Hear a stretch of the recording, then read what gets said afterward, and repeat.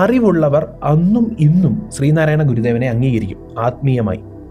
ആത്മീയമായി അറിവുള്ളത് എന്ന് ഞാൻ ഉദ്ദേശിക്കുന്നത് ഒരു സമുദായമല്ല. പ്രത്യേകിച്ച് ശ്രീനാരായണ ഗുരുദേവനെ അംഗീകരിച്ചിട്ടുള്ള, അല്ലെങ്കിൽ ശ്രീനാരായണ ഗുരുദേവന്റെ മഹത്വം ശരിക്കും യഥാർത്ഥ മഹത്വം മനസ്സിലാക്കിയിട്ടുള്ള പലരും പല സമുദായത്തിൽപ്പെട്ടവരാണ്. ശ്രീനാരായണ ഗുരുദേവൻ ജനിച്ച സമുദായത്തിൽ തന്നെ പെട്ടവരൊന്നുമല്ല. നാരായണ ഗുരുദേവൻ അങ്ങനെ ജാതിയുമില്ല, മതവുമില്ല. ശ്രീനാരായണ ഗുരുദേവൻ എന്നല്ല, ഒരു മഹാഗുരുവിനും ജാതിയുമില്ല, മതവുമില്ല. ഇതാദ്യം മനസ്സിൽ കൊണ്ടുവരണം. അറിവില്ലാത്തവരോട് നമ്മൾ സംസാരിക്കുകയാണെങ്കിൽ ഗുരുദേവൻ ഇന്നൊരു വിഭാഗത്തിൻ്റെ മാത്രം ആളാണെന്ന് ആ വിഭാഗത്തിലുള്ളവരും പറയും, പുറത്തുനിന്നുള്ള ആളുകളും പറയും. അതിനപ്പുറം ആത്മീയമായി ഒരു തരത്തിലും ശ്രീനാരായണ ഗുരുദേവനെ മനസ്സിലാക്കാൻ സാധിക്കാത്ത, ഒട്ടും അറിവില്ലാത്ത ആളുകൾ പറയും ശ്രീനാരായണ ഗുരുദേവൻ സമാധി പോലും ആയിട്ടില്ലെന്ന്. അപ്പോൾ അത്രത്തോളം ഈയിടെയാണ് ഇങ്ങനത്തെ കാര്യങ്ങൾ, സമാധിയുടെ കാര്യത്തിൽ പോലും തർക്കങ്ങൾ വരുന്നത് ഈയിടെയാണ്. ഇതിനു മുൻപ് ആർക്കും ഈ സംശയമൊന്നും ഇല്ലായിരുന്നു. മഹാഗുരുക്കന്മാർ പോലും ശ്രീനാരായണ ഗുരുദേവനെ കുറിച്ച് എന്താണ് പറഞ്ഞിരിക്കുന്നതെന്ന് മനസ്സിലാക്കിയാൽ മതി. അതിലെ ഏറ്റവും വലിയ കാര്യം പറഞ്ഞിട്ടുള്ളത് വേറെ ആരുമല്ല, രമണ മഹർഷി. നമ്മളെപ്പോഴും പറയും രമണ മഹർഷിയുടെ കാലഘട്ടത്തിൽ രമണ മഹർഷിക്ക് തുല്യമായൊരു മഹാനുഭാവൻ ജീവിച്ചിരുന്നിട്ടില്ല എന്ന് പറയും. ആ രമണ മഹർഷി ഒരാളെക്കുറിച്ചേ ഇങ്ങനെ പറഞ്ഞിട്ടുള്ളൂ, ശ്രീനാരായണ ഗുരുദേവനെ കുറിച്ച്. അതെന്താണ് പറഞ്ഞതെന്ന് മനസ്സിലാക്കുന്നതിന് മുമ്പ് രമണ മഹർഷിയുടെ ഒരു നില മനസ്സിലാക്കാൻ ചില കാര്യങ്ങൾ പറയാം. കാഞ്ചി കാമകോടിയുടെ ആയിരുന്നു മഹാപെരിയവർ. തൻ്റെ അനുചാരകർ തിരുവണ്ണാമലയിൽ പോയി എന്നറിഞ്ഞാൽ ആദ്യം ചോദിക്കുന്ന ചോദ്യം പെരിയവരെ കണ്ടോ എന്ന് ചോദിക്കും. മഹാപെരിയവരെയാണ് പെരിയവർ എന്ന് എല്ലാവരും വിളിക്കുന്നത്. അപ്പം പെരിയവർ എന്ന് വിളിക്കുന്ന ആരാണ്? രമണ മഹർഷി. അതുപോലെ തന്നെ ശേഷാദ്രി സ്വാമി 19ാമത്തെ വയസ്സിലാണ്. ശേഷാദ്രി സ്വാമി മഹാസിദ്ധനാണ്. എത്ര പേരുടെ ജീവിതം മാറ്റിയിരിക്കുന്നു. അത്ഭുതത്തിൻ്റെ ഏറ്റവും കൊടുമുടിയേറി നിൽക്കുന്ന മഹാപുരുഷന്മാരാണ്. ഒന്ന് മഹാപെരിയവ, പിന്നെ ശേഷാദ്രി സ്വാമി. ശേഷാദ്രി സ്വാമി ഒരു ദിവസം രമണ മഹർഷിയുടെ അടുക്കലെത്തുകയും രമണ മഹർഷി എന്താണ് ചിന്തിക്കുന്നത് എന്ന് മനസ്സിലാക്കാൻ വേണ്ടി ശ്രമിക്കുകയും ചെയ്തത്. അതായത് മറ്റൊരാൾ എന്ത് ചിന്തിക്കുന്നു എന്നറിയാനുള്ള സിദ്ധി ശേഷാദ്രി സ്വാമിക്കുണ്ട്. ശേഷാദ്രി സ്വാമി അങ്ങനെ തന്നെ ചെയ്തു. പക്ഷേ രമണ മഹർഷി ഒന്നും ചിന്തിക്കുന്നില്ലാത്തതുകൊണ്ട് ഇദ്ദേഹം അത്ഭുതപ്പെടുകയാണ്. ഈ മഹാനുഭാവൻ എന്താണ് ചിന്തിക്കുന്നത്? ഒന്നും ചിന്തിക്കുന്നില്ല. അപ്പോൾ രമണ മഹർഷിയോട് നമ്മളുടെ ശേഷാദ്രി സ്വാമി ചോദിക്കുകയാണ്, അങ്ങൊന്നും ചിന്തിക്കുന്നില്ല? അങ്ങനെ ഒരുപാട് കാര്യങ്ങൾ ഇങ്ങനെ രമണ മഹർഷിയോട് ചോദിക്കുമ്പോൾ രമണ മഹർഷി ശേഷാദ്രി സ്വാമിക്ക് ഉപദേശിക്കുകയാണ് ഒരു ദിവസം മുഴുവൻ വേദാന്ത സത്യങ്ങളെക്കുറിച്ച്. ആരെ ആരാധിക്കണം, എങ്ങനെ ആരാധിക്കണം, ആരെയാണ് ആരാധിക്കേണ്ടത് എന്ന് ശേഷാദ്രി സ്വാമി ചോദിക്കുന്നു. അതിനുള്ള മറുപടി രമണ മഹർഷി കൊടുക്കുന്നു. ഇങ്ങനെ ഒരു വലിയ സംവാദമല്ല, ഒരു ഗുരു ശിഷ്യ ബന്ധം അവിടെ സംഭവിക്കുകയാണ്. പക്ഷേ ഇന്നേ വരെ രമണ മഹർഷിയെ കാണാൻ ചെന്നതിൽ ശ്രീനാരായണ ഗുരുദേവൻ മാത്രമേ ഒരു കാര്യം പോലും രമണ മഹർഷിയോട് ചോദിച്ചിട്ടില്ല. രമണ മഹർഷി തിരിച്ചും പറഞ്ഞില്ല. അതിനൊരു രഹസ്യമുണ്ട്. ആദ്യം നമുക്കത് മനസ്സിലാക്കാം. 1916 ശ്രീനാരായണ ഗുരുദേവൻ്റെ ഒരു ശിഷ്യൻ ശ്രീനാരായണ ഗുരുദേവൻ്റെ പേരിൽ ഒരു ആശ്രമം തുടങ്ങുകയാണ്. ശ്രീനാരായണ സേവാ ആശ്രമം, കാഞ്ചീപുരം. 1916 അപ്പോൾ ഗുരുദേവൻ കാഞ്ചീപുരത്തേക്ക് സഞ്ചരിക്കുന്നു. അപ്പോൾ ശ്രീനാരായണ ഗുരുദേവൻ വന്ന ആ പ്രദേശത്തിന് തൊട്ടടുത്താണ് തിരുവണ്ണാമലൈ. അപ്പോൾ ഗുരുദേവനോട് തിരുവണ്ണാമലയിൽ ഒരു അനുചാരകൻ പറഞ്ഞു, സ്വാമി അങ്ങ് രമണ മഹർഷി ഒന്ന് കാണാമോ? അപ്പോൾ ശ്രീനാരായണ ഗുരുദേവൻ ആരെയും അങ്ങോട്ട് പോയി കാണുന്നൊരു സ്വഭാവമില്ല. ശ്രീനാരായണ ഗുരുദേവൻ അങ്ങനെ ഇന്നേ വരെ ആരെയും കണ്ടിട്ടില്ല. കാര്യം എല്ലാവരും ഗുരുദേവൻ്റെ അടുത്തേക്ക് വരികയാണ്. പക്ഷേ രമണ മഹർഷിക്ക് ഒരു സങ്കല്പമുണ്ട്. ഇപ്പോൾ സങ്കല്പം എന്ന് പറയും, സങ്കല്പം ക്ഷേത്ര സങ്കല്പം അങ്ങനെ പറയും, ഇന്ന പ്രദേശം വിട്ട് ഞാൻ പോകരുത്. അതുപോലെ ഒരു സങ്കല്പം ഉണ്ടായിരുന്നു രമണ മഹർഷിക്ക്. ഞാൻ തപസ് ചെയ്യുന്ന ഈ സ്ഥലം വിട്ട്, തിരുവണ്ണാമല വിട്ട് ഞാൻ പുറത്തു പോകില്ല എന്നുള്ളൊരു സങ്കല്പത്തോടു കൂടിയാണ് രമണ മഹർഷി നിൽക്കുന്നത്. ഇപ്പോൾ ശ്രീനാരായണ ഗുരുദേവന് ഇത് നന്നായിട്ടറിയാം.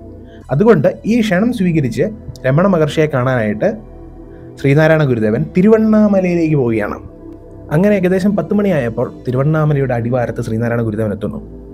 8 കിലോമീറ്റർ മുകളിലേക്ക് സഞ്ചരിച്ച് വേണം നമ്മൾക്ക്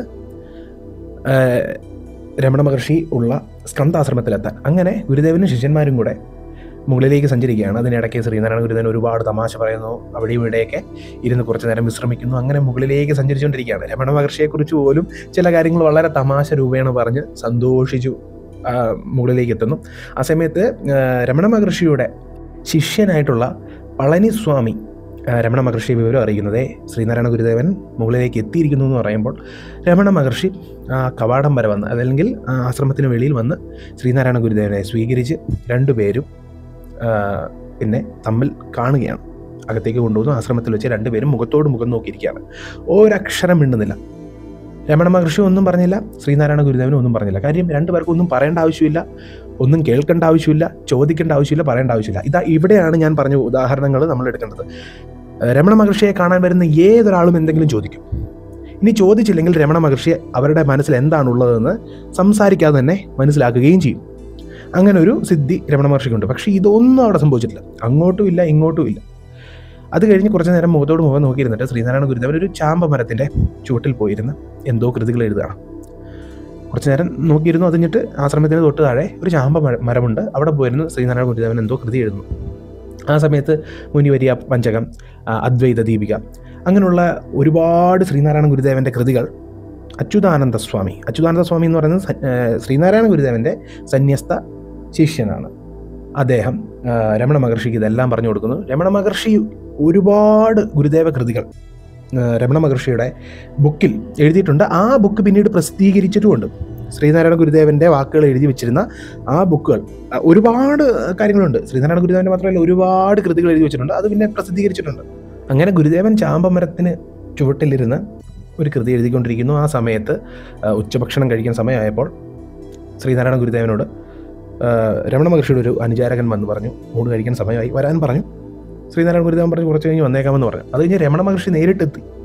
ശ്രീനാരായണ ഗുരുദേവൻ വരുന്നില്ലെന്ന് കണ്ടപ്പോൾ നേരിട്ടെത്തിയിട്ട് ഊണ് കഴിക്കാം അല്ലേ എന്ന് മലയാളത്തിൽ ചോദിച്ചു. അതിന് തമിഴിൽ ശ്രീനാരായണ ഗുരുദേവൻ വരാം എന്നുള്ള രീതിയിൽ മറുപടിയും പറഞ്ഞു. അങ്ങനെ പോയി രണ്ടുപേരും ആഹാരമൊക്കെ കഴിച്ച് കഴിഞ്ഞപ്പോൾ അടുത്തുള്ളൊരു ആശ്രമത്തിലേക്ക് ഇങ്ങനെ ഗുരുദേവനെ ക്ഷണിക്കുകയും ആ ക്ഷണം സ്വീകരിച്ച് തിരുവണ്ണാമലയ്ക്ക് അടുത്തുള്ള ആശ്രമത്തിൽ ഗുരുദേവൻ പോവുകയും അവിടെ വെച്ചൊരു കൊച്ചു ബാലനെ കണ്ടിട്ട് ഈ ബാലനെ നിങ്ങൾ പഠിപ്പിക്കൂ, ഇവൻ നന്നായി വരുമെന്നുള്ളൊരു ആശീർവാദം കൊടുത്തു. അദ്ദേഹമാണ് പിന്നീട് കോവിലോർ ആശ്രമത്തിൻ്റെ മഠാധിപതിയായിട്ടുള്ള നടേശസ്വാമി അടികൾ ആയി മാറിയത്. അപ്പോൾ ഗുരുദേവൻ്റെ ഒരു ആശീർവാദം കൊണ്ട് തന്നെ അദ്ദേഹം ആ മഠാധിപതിയായി മാറി എന്നുള്ളത് നമ്മൾ ഊഹിക്കണം. അത്രയും മുൻപ് അദ്ദേഹത്തിൻ്റെ കഴിവിനെ മനസ്സിലാക്കുകയും ഗുരുദേവൻ ഇങ്ങനെ ആശീർവദിക്കുകയും ചെയ്തു. അതിനുശേഷം വീണ്ടും ശ്രീനാരായണ ഗുരുദേവൻ ഊണെല്ലാം കഴിഞ്ഞു. ഇതെല്ലാം കഴിഞ്ഞിട്ടും വീണ്ടും ആ ചാമ്പമരത്തിന് ചൂട്ടിൽ പോയിരുന്നു. ഇതുപോലെ ആ കൃതി പൂർത്തീകരിച്ചു. ആ കൃതി മറ്റൊന്നുമല്ലായിരുന്നു, നിർവൃതി പഞ്ചകം എന്നുള്ള 5 ശ്ലോകങ്ങളോട് കൂടിയ ഏറ്റവും വലിയ ബ്രഹ്മസാക്ഷാത്കാരത്തെ വർണ്ണിക്കുന്ന നമ്മളുടെ ജാതിമത ഭേദങ്ങൾക്കൊക്കെ അന്യമായ മഹർഷിയുടെ സത്യസ്വരൂപത്തെ വർണ്ണിക്കുന്ന ചാമ്പമരത്തിലിരുന്നാണ് എന്നുള്ളതാണ് ഏറ്റവും വലിയ അത്ഭുതം. ശ്രീനാരായണ ഗുരുദേവൻ രമണ മഹർഷിയെ കണ്ടതിന് ശേഷം എഴുതിയ കൃതിയാണ്. അതിനുശേഷം ഗുരുദേവൻ തിരിച്ചു മടങ്ങുന്ന വേളയിൽ രമണ മഹർഷിയെ കുറിച്ച് ശിഷ്യന്മാർ ചോദിച്ചപ്പോൾ ശ്രീനാരായണ ഗുരുദേവൻ പറഞ്ഞത് അദ്ദേഹം രാജസർപ്പമാണ്, വെറും സർപ്പമല്ല, സർപ്പങ്ങളിലെ രാജസർപ്പം, യോഗിമാരിലെ മഹായോഗിയാണെന്നുള്ള രീതിയിൽ പറഞ്ഞു. അതുപോലെ തന്നെ ശിഷ്യന്മാരോട് ചോദിച്ചു, കണ്ടുവോ എന്ന് ചോദിച്ചു. ശിഷ്യന്മാർ പറഞ്ഞു കണ്ടു എന്ന് പറഞ്ഞു. അപ്പോൾ ശ്രീനാരായണ ഗുരുദേവൻ പറഞ്ഞു, നാം കണ്ടില്ലല്ലോ. കാര്യം അത്രത്തോളം മഹാനായ വ്യക്തിയാണ്, അദ്ദേഹത്തിൻ്റെ മഹത്വമൊന്നും അളക്കാൻ സാധിക്കില്ലെന്നുള്ളതായിരിക്കാം, അല്ലെങ്കിൽ എനിക്ക് എന്നെ തന്നെ എങ്ങനെ കാണും എന്നുള്ളതുമായിരിക്കാം. അതായത് രണ്ടുപേരും തുല്യമാണ് എന്നുള്ളതുമായിരിക്കാം, അദ്വൈതമാണല്ലോ. അപ്പോൾ ഇതിനൊക്കെ പലതരത്തിലുള്ള മാനങ്ങൾ കൊടുക്കാമെങ്കിലും രമണ മഹർഷി പറഞ്ഞതാണ് ഏറ്റവും വലിയ കാര്യം. അങ്ങനെ ഒരു ഗുരുവിനെക്കുറിച്ചും ഒരു മഹാനെക്കുറിച്ചും രമണ മഹർഷി പറയാത്ത കാര്യമാണ് ശ്രീനാരായണ ഗുരുദേവനെ കുറിച്ച് പറഞ്ഞത്. മംഗളാനന്ദ സ്വാമി കുറേ നാളുകൾക്ക് ശേഷം രമണ മഹർഷിയെ കാണുന്നു. ആ സമയത്ത് ചോദിച്ചു, ശ്രീനാരായണ ഗുരുദേവനെ കുറിച്ച് എന്താണ് മഹർഷിയുടെ അഭിപ്രായം എന്ന് ചോദിച്ചപ്പോൾ മഹർഷി പറഞ്ഞ കാര്യം ഇങ്ങനെയാണ്: അവർ പെരിയോർകൾ, എല്ലാം തെരിഞ്ചോർകൾ, മഹാനാണ്, എല്ലാം അറിയുന്ന ആളാണ്. അദ്ദേഹം എന്നോട് ഒന്നും ചോദിച്ചില്ല, ഞാൻ അദ്ദേഹത്തോടൊന്നും പറഞ്ഞില്ല, അദ്ദേഹത്തിന് എന്നോടൊന്നും ചോദിക്കാനുമില്ലായിരുന്നു, എനിക്ക് അദ്ദേഹത്തോടൊന്നും പറയാനുമില്ലായിരുന്നു. രമണ മഹർഷി ഇത്രയും വലിയ കാര്യം ഒരാളെക്കുറിച്ചും പറഞ്ഞിട്ടില്ല. ഏതൊരാൾ രമണ മഹർഷിയെ കാണാൻ വന്നാലും എന്തെങ്കിലും ചോദിക്കാനുണ്ടായിരിക്കും, രമണ മഹർഷിക്ക് എന്തെങ്കിലും പറയാനുണ്ടായിരിക്കും. ഇതവിടെ നടന്നിട്ടില്ല. പലരും പറയുന്നത് രമണ മഹർഷിയും ശ്രീനാരായണ ഗുരുദേവനും മുഖത്തോട് മുഖം നോക്കിയിരുന്നപ്പോൾ തമ്മിൽ മാനസികമായി സംസാരിച്ചു, അല്ലെങ്കിൽ നമ്മൾക്ക് കേൾക്കാൻ സാധിക്കാത്ത രീതിയിൽ സംസാരിച്ചു എന്ന് പറയുന്നു. ഒന്നും സംസാരിച്ചിട്ടില്ലെന്നാണ് രമണ മഹർഷി പറയുന്നത്. ഒന്നും സംസാരിക്കാനില്ല. എന്ത് സംസാരിക്കാനാണ്? രണ്ടുപേരും പൂർണ്ണരാണ്. രമണ മഹർഷിയും പൂർണ്ണനാണ്, ശ്രീനാരായണ ഗുരുദേവനും പൂർണ്ണനാണ്. തമ്മിൽ പൂരകമായതിൽ ഒന്നും ചെയ്യാനില്ല. രണ്ടുപേരും തുല്യരാണ്. ഇപ്പോൾ നമ്മളെക്കാളും സുപ്പീരിയർ ആയിട്ട് സീനിയർ ആയിട്ടുള്ള ഒരാളോട് മാത്രമേ നമുക്ക് എന്തെങ്കിലും ഒരു സംശയം ചോദിക്കാനുള്ളൂ. ഇതെന്ത് ചോദിക്കാനാണ്? രണ്ടുപേരും തുല്യരാണ്, രണ്ടുപേരും ഒരേ പൊസിഷനിലാണ്. നമുക്ക് അറിവില്ലാത്തവരാണ് അറിവുള്ളവരോട് ചോദിക്കുന്നത്. ഇവിടെ രണ്ടുപേർക്കും അറിവുള്ളവരാണ്. അപ്പോൾ ഇതാണ് ഏറ്റവും വലിയ കാര്യം. ഇനി രണ്ടാമത്തെ കാര്യം, ഗുരുദേവൻ്റെ ഏറ്റവും പ്രധാനപ്പെട്ട കൃതിയിലൊന്നായിട്ടുള്ള ആത്മോപദേശ ശതകം രമണ മഹർഷിയുടെ ഒരു അനുചാരകൻ രമണ മഹർഷിക്ക് മുന്നിൽ പാരായണം ചെയ്തപ്പോൾ, വായിച്ച് കേൾപ്പിച്ചപ്പോൾ രമണ മഹർഷി താളം പിടിച്ചുകൊണ്ട് പറഞ്ഞു എന്നാണ് പറയുന്നത്, എല്ലാം തെരിഞ്ചവർ, എല്ലാം തെരിഞ്ചവർ. എല്ലാം അറിയാവുന്ന ആളാണ് ശ്രീനാരായണ ഗുരുദേവൻ, എല്ലാം അറിയാവുന്ന ആളാണ്. അവിടെയാണ് ഇന്നത്തെ ന്യൂ ജൻ സ്പിരിച്വൽ ഫോളോ ചെയ്യുന്ന പുതിയ ചില കീടങ്ങൾ വന്ന് ശ്രീനാരായണ ഗുരുദേവന് മോക്ഷം പോലും കിട്ടിയിട്ടില്ലെന്ന് പറയുന്നത്. രമണ മഹർഷിയേക്കാൾ വലിയ ആളാണോ നമ്മൾ? അങ്ങനെ ആകാൻ ശ്രമിക്കേണ്ടതുണ്ടോ നമ്മൾ? എന്തുകൊണ്ടാണ് ഗുരുവിനെ നമ്മൾ മനസ്സിലാക്കാതിരിക്കുന്നത്? ഗുരു ഒരു വിഭാഗത്തിൻ്റെ ആളല്ല. ഏതൊരാൾക്കും, ആത്മവിചാരം ചെയ്യുന്ന ഏതൊരാൾക്കും പിന്തുടരാൻ പറ്റുന്ന പാതയാണ് ശ്രീനാരായണ ഗുരുദേവൻ്റെ.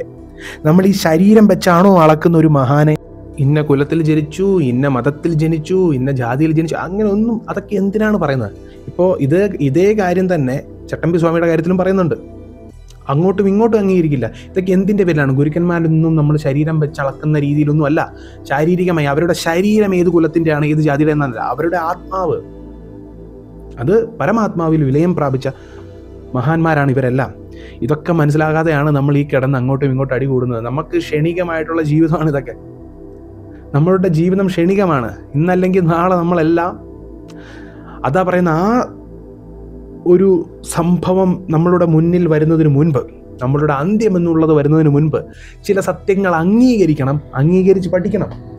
അതിനാണ് ഗുരുദേവനെ കുറിച്ച് പറഞ്ഞത്. ഗുരുദേവൻ അത്രത്തോളം ഉന്നതമായ നിലയിൽ നിൽക്കുന്ന എത്ര ആളുകൾക്ക് നാണയം കൊടുത്തുകൊണ്ട് വ്യാപാരം തുടങ്ങാൻ ശ്രീനാരായണ ഗുരുദേവൻ പറഞ്ഞു. എത്ര ആളുകൾക്ക്?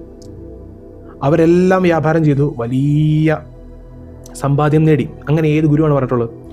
ശാസ്ത്ര സാങ്കേതിക വിദ്യ പരിജ്ഞാനം വേണമെന്ന് പറയാം. അതായത് നമ്മളിന്ന് കാണുന്നതാണ് ആർട്ടിഫിഷ്യൽ ഇൻ്റലിജൻസ്, AI ഒക്കെ എത്രത്തോളം ബലവത്തായി നമ്മൾ കാണുന്നതാണ്. ഇതൊക്കെ ഇതിനെക്കുറിച്ചൊക്കെ പറഞ്ഞിട്ടുള്ള ഒരേ ഒരു ഗുരുവുള്ളൂ, ശ്രീനാരായണ ഗുരുദേവൻ.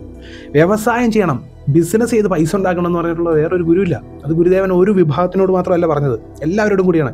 ശാസ്ത്ര സാങ്കേതിക പരിജ്ഞാനം വേണമെന്ന് പറയുന്നു ഗുരുദേവൻ്റെ. ഇപ്പോൾ ഗുരുദേവൻ ഒരു പ്രത്യേക ഒരു വിഭാഗത്തിൻ്റെ മാത്രമല്ലെന്ന് പറയാൻ വേണ്ടി ഞാനൊരു കാര്യം പറയാം. ഗുരുദേവൻ്റെ ആദ്യത്തെ സന്യസ്ത ശിഷ്യനാരായിരുന്നു? ശിവലിംഗദാസ സ്വാമി, കൊച്ചപ്പിപ്പിള്ള, നായർ സമുദായത്തിൽപ്പെട്ട ആളായിരുന്നു. ഗുരുദേവൻ്റെ ഗുരു ആരായിരുന്നു? കുമ്മമ്പള്ളി രാമൻപിള്ള ആശാൻ, അദ്ദേഹം നായർ സമുദായത്തിൽപ്പെട്ട ആളായിരുന്നു. പക്ഷേ വാരണപ്പള്ളി തറവാട് ഈഴവ തറവാടായിരുന്നു. പക്ഷെ അവിടെ പഠിപ്പിച്ചിരുന്നത് അദ്ദേഹം ആശാനാരായിരുന്നു. ശ്രീകൃഷ്ണ ഉപദേശം, ശ്രീകൃഷ്ണ ഭഗവാനെ ആരാധിക്കാനുള്ള ഉപദേശം പറയുന്നത് ഗുരുദേവന് കൊടുക്കുന്ന അദ്ദേഹം പറയുന്നത്. അതുപോലെ നായർ സമുദായത്തിൽപ്പെട്ട വലിയ കാര്യങ്ങൾ ഗുരുദേവനെ കുറിച്ച് പറയാനുണ്ട്. ഗുരുദേവൻ ഒരു മതത്തിനും ഒരു ജാതിയിലും പെട്ട ആളല്ല. ഇപ്പോൾ ഗുരുദേവൻ പറഞ്ഞ കാര്യങ്ങൾ പാലിച്ചിട്ടുള്ള പലരും, ശ്രീനാരായണ ഗുരുദേവൻ പറഞ്ഞിട്ടുള്ള കാര്യങ്ങൾ പാലിച്ചിട്ടുള്ള പലരും വലിയ നിലയിലെത്തിയില്ലേ? ശ്രീനാരായണ ഗുരുദേവനെ ഏത് ജാതിയിലും ഏത് മതത്തിലും പെട്ടവർ ഗുരുദേവനെ അംഗീകരിക്കുകയാണെങ്കിലും ഗുരുദേവനെ ഫോളോ ചെയ്യുകയാണെങ്കിലും അവർ ശ്രീനാരായണീയർ എന്ന് അറിയപ്പെടുന്നു, അല്ലാതെ ഒരു ജാതിപ്പേരല്ലത്. അപ്പോൾ ശ്രീനാരായണീയരായിട്ടുള്ള ശ്രീനാരായണ ഗുരുദേവനെ പിൻപറ്റുന്ന എല്ലാവരും ഇന്ന് സാമ്പത്തികമായിട്ടും സാമൂഹികമായിട്ടും ഒക്കെ എത്ര ഉയർന്നു. ഏറ്റവും കൂടുതൽ ബിസിനസ് ചെയ്യുന്നത് ശ്രീനാരായണീയരല്ലേ? അതൊക്കെ എന്താണ്? അതൊക്കെ ആ ഗുരുവിൻ്റെ ശക്തി ഇല്ലെങ്കിൽ സംഭവിക്കുമോ? ആ ഗുരു ആ മഹാസമാധി പ്രാപിച്ചില്ലെങ്കിൽ സംഭവിക്കും. ഇതിനി ഒന്നും വേണ്ട. രമണ മഹർഷി എന്താണ് പറഞ്ഞത്? രമണ മഹർഷിയും ശ്രീനാരായണ ഗുരുദേവനും തമ്മിലുള്ള ആത്മബന്ധം അവിടെ കൊണ്ടൊന്നും തീർന്നില്ല. വീണ്ടും ഇവർ തമ്മിലുള്ള ആത്മബന്ധം തുടർന്നു. കുഞ്ചുസ്വാമിയെയും അതുപോലെ തന്നെ പളനിസ്വാമിയെയും രമണ മഹർഷി മഹാസമാധി സമയത്ത് ഗുരുദേവൻ്റെ അടുത്ത് അയച്ചായിരുന്നു. അതുപോലെ തന്നെ ശ്രീനാരായണ ഗുരുദേവൻ്റെ കൂടെയുള്ള ഒരു വലിയ പ്രമാണിയെയും, കോടീശ്വരനായ ഒരു പ്രമാണിയെയും, സമ്പന്നനായ ഒരു പ്രമാണിയെയും, വേറൊരു ഗുരുദേവൻ്റെ അനുചാരകനെയും തിരുവണ്ണാമലയിൽ നിർത്തിയിട്ട് പോന്നു. അവിടുത്തെ ആശ്രമ കാര്യങ്ങളും അവിടുത്തെ ആഹാര കാര്യങ്ങളൊക്കെ നോക്കണമെന്ന് പറഞ്ഞു. ഇവർ തമ്മിലുള്ളൊരു ആത്മീയ ബന്ധം. അപ്പോൾ ആ മഹാഗുരുവിൻ്റെ, രമണ മഹർഷി പോലൊരു മഹാഗുരുവിൻ്റെ തലത്തിൽ ചിന്തിച്ചെങ്കിൽ മാത്രമേ നമുക്ക് ശ്രീനാരായണ ഗുരുദേവനെ മനസ്സിലാക്കാൻ സാധിക്കുകയുള്ളൂ. അങ്ങനെ ഒരു ഗുരുവിന് ശക്തിയില്ലെങ്കിൽ, അങ്ങനെ ഒരു ഗുരുവിന് നിങ്ങൾ പറയുന്നത് പോലെ, പലരും പറയുന്ന പോലെ മോക്ഷമൊന്നും ലഭിച്ചിട്ടില്ലെങ്കിൽ എങ്ങനെയാണ് ഇത്രയധികം ഒരു ഗുരുദേവനെ ആരാധിക്കുന്ന ഏത് വിഭാഗത്തിൽപ്പെട്ടവരാണെങ്കിലും എങ്ങനെയാണ് ഉയർന്നു വരുന്നത്? ഇപ്പോൾ രാഘവേന്ദ്ര സ്വാമി ആരാധിക്കുന്നവർ ഉയർന്നു വരുന്നു. അതുപോലെ തന്നെ ഷിർഡി സായിബാബയെ ആരാധിക്കുന്നവർ ഉയർന്നു വരുന്നു. ഗുരുക്കന്മാരെ ആരാധിക്കുന്നവർ ഉയർന്നു വരുന്നത് എന്തുകൊണ്ടാണ്? രാഘവേന്ദ്ര സ്വാമിക്കൊരു ശക്തി ഉള്ളതുകൊണ്ടാണ്. അല്ലെങ്കിൽ സായിബാബയ്ക്കൊരു ദൈവികമായ ശക്തി ഉള്ളതുകൊണ്ടാണ്. ഷിർഡി സായിബാബയ്ക്കൊരു ദൈവികമായ ശക്തി ഉള്ളതുകൊണ്ടാണ് സംഭവിക്കുന്നത്. അതേ കാര്യം തന്നെ ശ്രീനാരായണ ഗുരുദേവൻ്റെ കാര്യത്തിൽ സംഭവിക്കുമ്പോൾ എന്തുകൊണ്ട് നമ്മൾ കണ്ണടയ്ക്കുന്നു? എന്തുകൊണ്ട് ഗുരുദേവനെ മാത്രം നമ്മൾ? ഇതേ കാര്യം നേരെ തിരിച്ചുണ്ട്. ചട്ടമ്പി സ്വാമിയുടെ കാര്യത്തിലും ചട്ടമ്പി സ്വാമിനെയും താഴ്ത്തിക്കാട്ടാനുള്ള പ്രവണതയുണ്ട്, അത് വേറെ. പക്ഷേ ഗുരുദേവനെ ആണ് കൂടുതൽ ആളുകൾ ഫോക്കസ് ചെയ്യുന്നത്. കാരണം ഗുരുദേവനെയാണ് കൂടുതൽ ആളുകൾക്ക് അറിയാവുന്നത്. അതുകൊണ്ട് തന്നെ മാങ്ങ കൂടുതലുള്ള മാവിൽ കല്ലേറും കൂടുതലായിരിക്കും. അതുതന്നെയാണ് ഇവിടെ സംഭവിക്കുന്നത്. എന്തായാലും ശ്രീനാരായണ ഗുരുദേവനെ മനസ്സിലാക്കൂ. അഹോബിലം അഹോബിലം.